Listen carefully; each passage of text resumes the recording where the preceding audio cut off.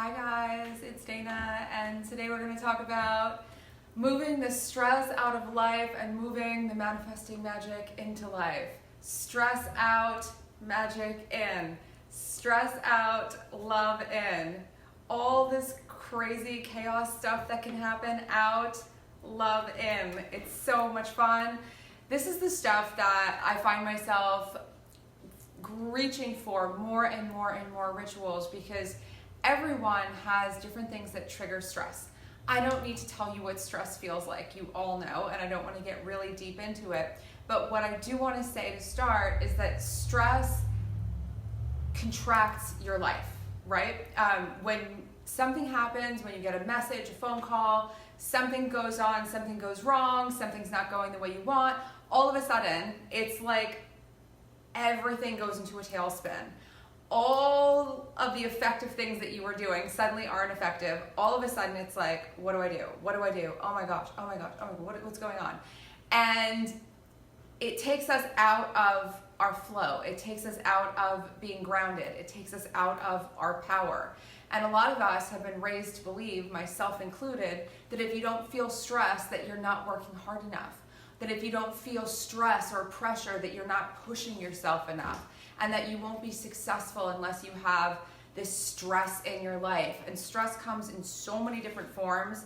Again, you know where it comes from for you on the daily. There are also some ambient forms of stress, like the news, which is now like a very overt form of stress, right? It's not really that hidden. It's very stressful. Social media feeds, all sorts of stuff where we're getting messages where it just takes the day when the day's going beautifully and then sort of like contracts it and makes it really small, and it makes things really hard. The Love Camp is almost here. The link is above. It is here. It's almost starting. We're starting on Monday. The link is above or below depending on where you're watching it. I'll make sure the link is here. This is all about, it's really the manifestation camp. It's really about getting the stress, the struggle, the strife, all the contracted stuff out of your life. Self-doubt, low self-worth, all of the things that make us question, that make us feel like we have to force ourselves all the time, and filling your whole home and your whole life with love. And love is not just romance. Love is everything you're passionate about. Love is all the things that you love doing. Love is feeling amazing. Love is looking in the mirror and going, I'm so happy for today. My life loves me. That's actually a really good exercise to do. Look in the mirror. If you have a mirror right now, if you're watching this at work, maybe you can go in the bathroom, look in the mirror and say, my life loves me. My life loves me, my life loves me, my life loves me. That's a Louise Hay exercise that I always reach for whenever I need to kind of check in with myself and stop any sort of spinning thoughts, or start the day in a really powerful way when you're doing your hair, washing your face, brushing your teeth. Just, my life loves me, my life loves me, or life loves me, or I love my life, whatever it is that really speaks to you. But just affirm that in the mirror. And if you say it enough, you'll feel almost giddy. It's really, really fun. So love is this magical force, and it's not just romance, but it's also romance. It's not just soulmates, it's also soulmates. Love is this force that creates everything, and we live in a life that can be bombarded with stress. So I wanted to talk today about some ways that you can start to clear away the stress when it descends upon you. And for those of you who feel like you're in constant stress, it's a really, really good idea to just, instead of trying to figure it all out when there's a lot of moving pieces and a lot of things that are happening, instead of trying to figure it all out in your head, just start with feeling better.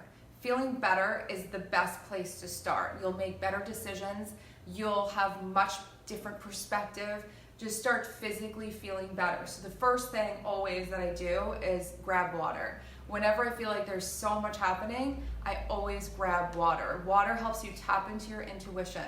Water helps your whole body work better, And when you put lemon in water, according to the medical medium, who I love, when you put lemon or citrus in water, it actually brings it to life. It like puts life back into the water, like the way that it was when it was running through streams and people would be able to take their water right from the wild without being processed. So it really brings it to life and brings a lot of energy. So get some water, and I need some water. It's really hot today. So grab yourself some water, drink. Go for a walk, don't sit down. If you're feeling pressure or stress and you are sitting, a whole number of things is gonna happen. You're gonna find yourself sitting in odd positions. You're gonna get all sorts of like stress things happening in your body. Sitting, people say, is the new smoking. It's really bad for you to sit for long periods of time. So stand more, go for walks, walk it out. Walks are really powerful because when you're walking, you're actually, and you don't even have to go for a long walk, it'd be like a 15-minute walk. When you're walking, what you're doing is syncing up both hemispheres of your brain. So you're actually integrating your brain, lighting up different parts of your brain, and you're getting all of this energy that's been stagnant, that's building up as pressure, moving, rather than having it stay stuck. So literally 15-minute walk, 10-minute walk, take a break, go outside, walk, march in place if you can't get outside, and start getting the energy moving so it's not stuck. Getting rid of stagnation is getting rid of stress. So it's gonna help a lot, and it's gonna help you to get bright ideas and solutions and all the things that you're looking for. So move.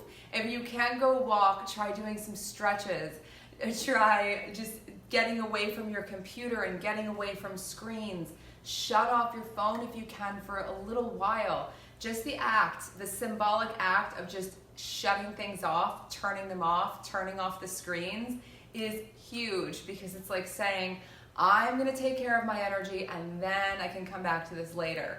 We are like plugged in to so many outlets where people are reaching us at all times. I don't know about you, but I wasn't raised from being a little kid with a cell phone or with email or with all of this stuff flying in, all this information flying in all the time.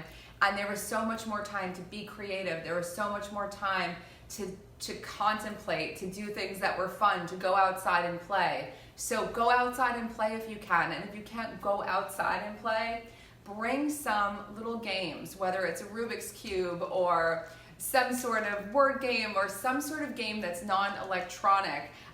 Doodle, write in a journal, get some stuff around you at work, bring some stuff around you throughout your day. I carry around a little journal with me, and whenever I'm stuck somewhere and waiting and I would be a tempting time to just go on Instagram and flip through everything, I start writing or doodling. You can carry around a little journal or a notepad, capture all your ideas and write them down. There's something wild that happens when you write. When you actually physically hold a pen and write, it also does something to your mind. It opens up different pathways. You can access almost different types of information. And one of the things that you can do once you feel like you've de-stressed your body enough is come back, sit down, and before you jump in and start solving a problem, if you don't really know what steps to take, you might want to grab a journal and be your own psychic. So I'm not a big fan of other people's predictions. I'm not a big fan of other people telling me what's going to happen or what is my potential. And so I used to be really, really big fan of that, and it took away a lot of my power. I thought that my job was really to fulfill a destiny rather than to create my life. So what I like to do now is learn to tap in more to my own intuition. So if you have a problem to solve, if you have something that you want to do and you don't know what to do next, sit down with a journal and just start free writing. Free write all the thoughts in your mind, just write and write and write for a few pages. And once you feel like you're in that zone where everything's going and the words are just flying out, then write out a question. Ask your inner guidance, ask yourself ask yourself for guidance. Ask yourself those questions that you would ask a psychic. So for instance, sometimes I'll be writing and I'll say, Dana, how can I make this project come out more, whatever, better, or how can I edit this better, or how can I make this edit work, or how can I do this better? What should I say in this situation? How should I handle this problem? And without thinking, I just kind of let whatever words fly onto the page. That is crazy effective. I can't tell you how many things I have solved, how many ideas I've come up with, and how much guidance I've gotten just from doing this psychic journaling. So try it. It's really fun, and it's also another way to become cause instead of effect. Stress is when we're effect. Doing anything creative, making decisions, taking actions, drinking the water, going for the walk, it all puts you at cause. It puts you in motion. It makes you the creator of your life rather than the person just kind of accepting and being bounced around by whatever's happening all over the place. So the more you can be cause, the better you will feel. And of course, the whole idea of this is to raise your energy higher and higher and higher. So if you're at home and you feel stuck, one thing you can do is walk around and clap in the corners. The corners of rooms are where heavy things tend to build up. Now, I have a bell. This is a little singing bell, sound bell, and you can get one of these if you like. I love the way they look. And you can ring the bell. It's so awesome. You can ring the bell in all of your corners. And as you walk around, you can just keep ringing the bell in all of your corners. And the energy, you could feel it. It's vibrating in my hand. It sends out a lot of clearing sounds. Sound also clears space. So you can also put on your favorite music. That's also very helpful to clear space. Get the energy moving where it's stuck. Fans, especially in the summertime. Fans are awesome. Fans get energy moving year round. So if you don't have a little fan at work, a little fan in any place that you spend a lot of time where you find yourself getting stressed, can help to kind of open up the flow. Even if you don't have a fan on all day, turning a fan on for a few minutes can help to sort of break up that heavy stuckness in a room, and it's really effective.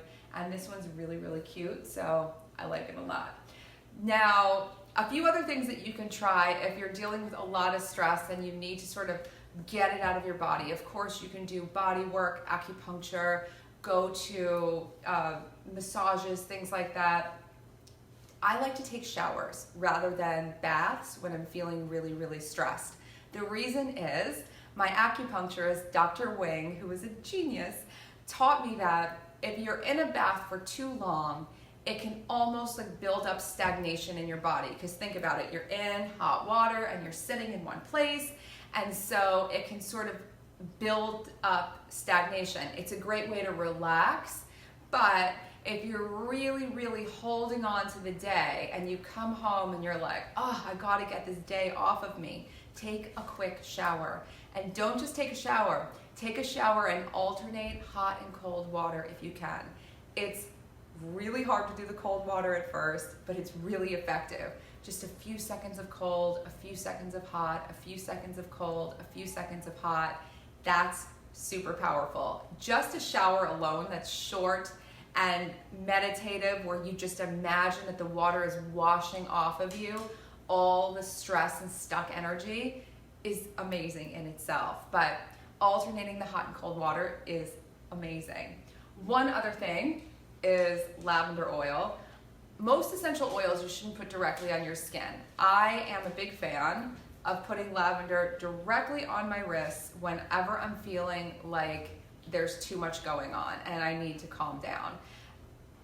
You can use a carrier oil like coconut oil or something else, but you want to make sure that you use a pure lavender oil. I don't care what brand, but it is one of the remedies that actually can stop people from having panic attacks. So People have used lavender to put it on their chest, put it on different pressure points when they're in the middle of having an anxiety attack, and it has stopped the anxiety attack. I like to just use it as a way to stay grounded, calm.